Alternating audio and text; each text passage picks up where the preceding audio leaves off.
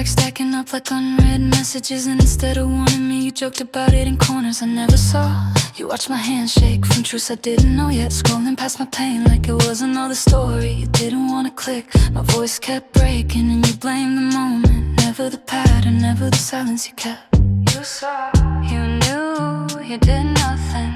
If this were online drama or a stranger's heartbreak clip, you'd be typing long paragraphs about justice and dignity. But when it was me, breathing through the hurt beside you, you muted the notifications, you closed the chat, you called it not my business. How could you do that? Bully, not the one who crossed the line, but the ones who kept the truth quiet to make the room more comfortable.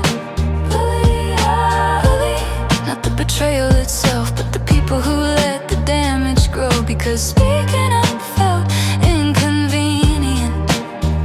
Your silence was a shove, your jokes were a bruise, your indifference got deeper than the act. You pushed me, you pushed me, you pushed me.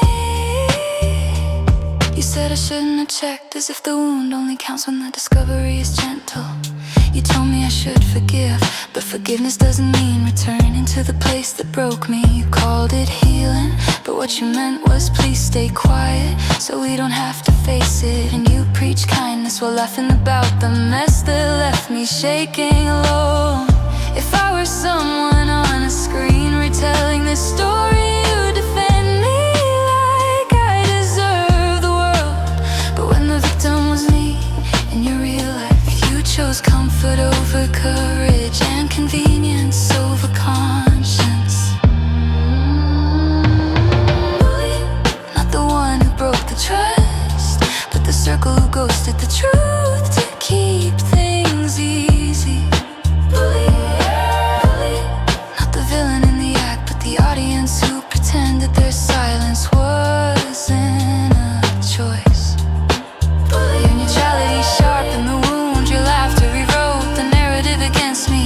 You knew, you knew, you knew. You watched the whole thing unfold like a storyline you didn't want to interrupt. Watched it, watched it. You had the screenshots and the whispers, but never the courage to send the truth. You kept the conversation alive in private, but left me clueless in real life. You said not my place, but it was my world collapsing in front of you.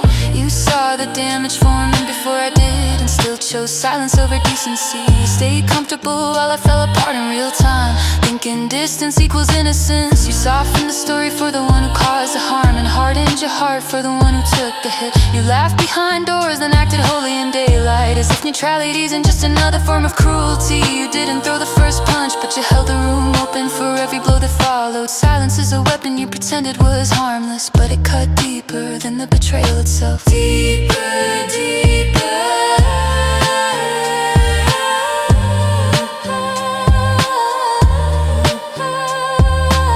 I was the one falling apart in real time, and you all watched it like a live stream you didn't want to comment on. You kept your conscience clean by letting me take the hit alone.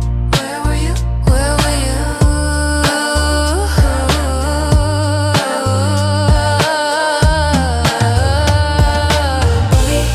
Not the one who hurt me first, but the ones who kept me blind to every truth behind the curtain. Sinner in the act, but the saints who hid behind silence and called it peace.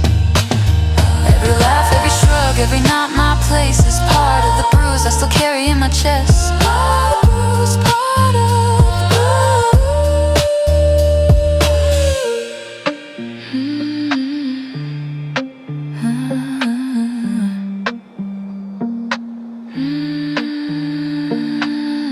I kept wondering who hurt me the most, but now it's clear in the echo of everything I survived. It wasn't the one who broke me, it was the bystanders who watched, because in the end, bystanders are the worst bullies. They just never see themselves in the story.